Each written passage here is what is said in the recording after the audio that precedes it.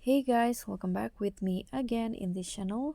On today's video, I'm gonna show you how you can make your video zoom in slowly by using the CapCut apps.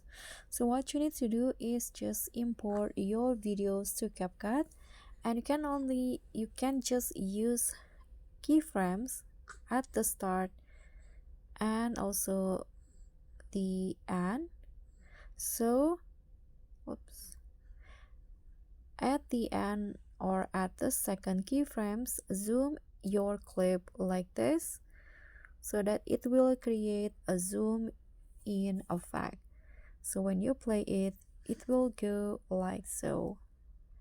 So that's all for me. Thank you so much for watching. Don't forget to like, comment, and subscribe, and also click on thanks. Bye.